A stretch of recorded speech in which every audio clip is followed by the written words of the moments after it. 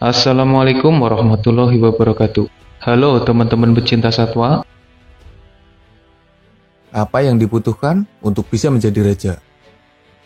Yang pertama adalah dominasi. Yang kedua adalah kemampuan sebagai pemimpin. Yang ketiga, disegani. Yang keempat, berani. Yang kelima, berkuasa. Yang keenam, dan seterusnya, bisa kamu tambahkan sendiri di bagian komentar. Dalam dunia binatang, ada beberapa hewan yang mendapat gelar sebagai raja. Tentunya, mereka tidak membangun istana megah layaknya manusia. Tapi mereka punya kuasa, mereka mendominasi, dan ditakuti oleh hewan lain di sekitarnya.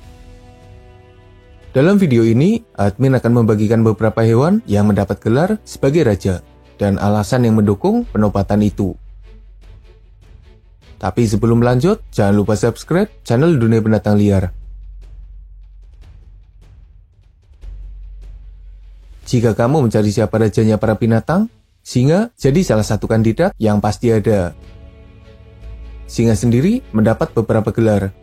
Ada yang menyebutnya sebagai Raja Rimba, Raja Hutan, Raja Savana, King of the Beast, Raja Hewan, dan lain sebagainya.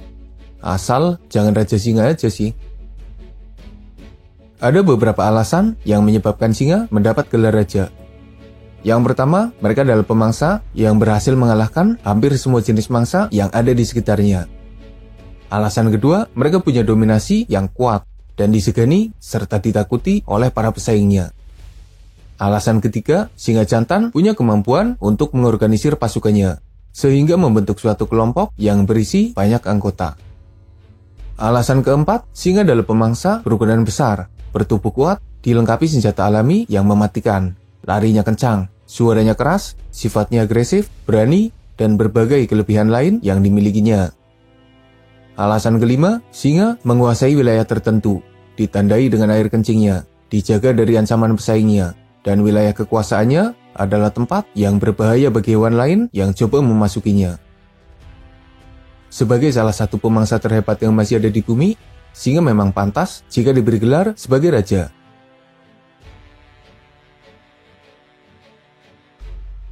Bersaing dengan saudara jauhnya, harimau juga mendapat gelar sebagai raja. Biasanya harimau disebut sebagai Raja Hutan, Raja Hutan Asia, Raja Kucing, dan lain sebagainya. Padahal, harimau tidak punya pasukan seperti halnya singa. Lalu kenapa harimau bisa disebut raja jika tidak ada prajuritnya? Di wilayah Asia, ada beberapa pemangsa yang lumayan berbahaya. Misalnya beruang, serigala, anjing liar, macan tutul, singa Asia, buaya, burung pemangsa, dan lain sebagainya. Dan hampir semua pemangsa itu bisa dikalahkan oleh si belang. Bukan hanya dikalahkan, beberapa bahkan dimangsa. Lalu ada pula berbagai jenis mangsa, mulai dari gajah, badak, rusa, kerbau, gaur, babi hutan, dan lain sebagainya. Dan hampir semuanya juga berhasil diburu, dan harimau melakukannya sendirian. Artinya, dominasi harimau benar-benar kuat, menyebabkannya jadi hewan yang ditakuti oleh hewan lainnya. Dan hebatnya lagi, harimau sendirian. Harimau selalu bersaing dengan singa jika membahas gelar sang raja. Lalu siapa raja sesungguhnya? Apakah singa atau harimau? Entahlah. Yang jelas, keduanya memang disebut sebagai raja. Satu lagi kucing yang mendapat gelar sebagai raja. Jaguar dikenal sebagai raja hutan dari Amerika Selatan, penguasa Amazon, raja hutan, dan lain sebagainya. Jaguar punya tempat tersendiri bagi manusia yang menghuni wilayah Amerika Selatan. Sebagian bahkan menganggap bahwa jaguar adalah hewan suci. Ada beberapa alasan yang menyebabkan jaguar disebut sebagai raja. Alasan pertama, dominasi mereka begitu kuat, di mana pesaing yang ada di sekitarnya bahkan jadi mangsa bagi jaguar. Alasan kedua, jaguar menguasai wilayah tertentu, di mana wilayah itu jadi area yang berbahaya jika dimasuki hewan lainnya.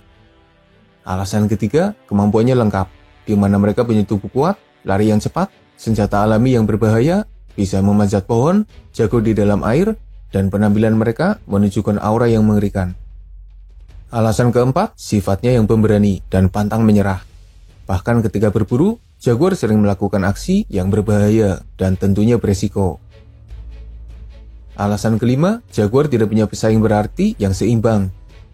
Andai saja jaguar hidup bersama harimau, singa, macan tutul, buaya muara, atau bahkan gorila, sepertinya dominasi jaguar tidak sekuat saat ini. Dengan beberapa alasan yang ada, jaguar memang pantas jika disebut sebagai salah satu raja dan penguasa di wilayahnya.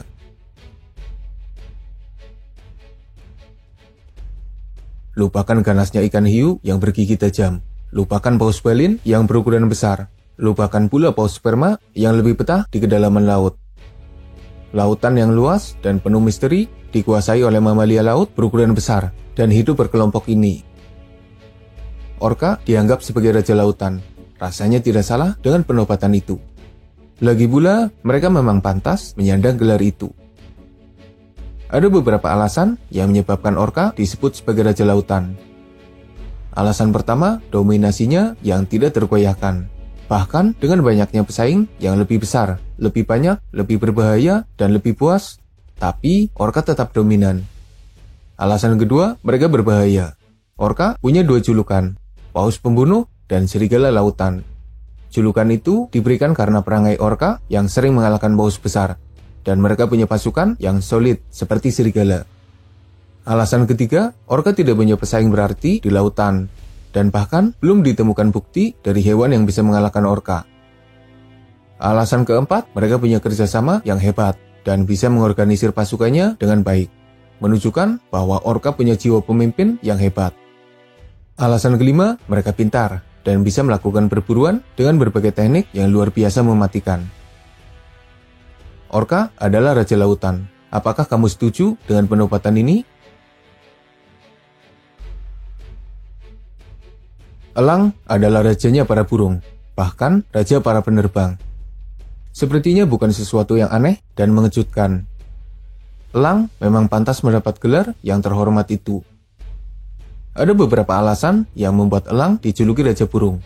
Alasan pertama, mereka punya kemampuan untuk menjadi raja.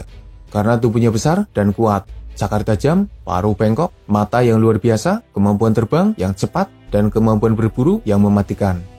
Alasan kedua, elang punya dominasi yang kuat, di mana mereka bisa mengimbangi para pesaingnya, entah dari jenis burung maupun pesaing lainnya.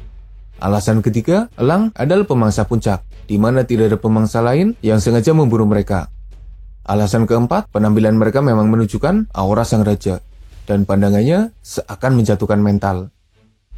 Dengan kemampuan luar biasa yang dimilikinya, elang adalah sosok yang pantas jika dinobatkan sebagai rajanya para burung, raja pengudara, dan bahkan di beberapa wilayah mereka juga jadi raja yang bahkan mengalahkan dominasi pesaingnya yang ada di daratan. Sepertinya dialah raja yang paling unik dalam daftar ini. Mungkin di antara kalian ada yang tidak setuju dengan penempatan King Cobra sebagai rajanya para ular. Tapi tidak apa, perbedaan itu indah.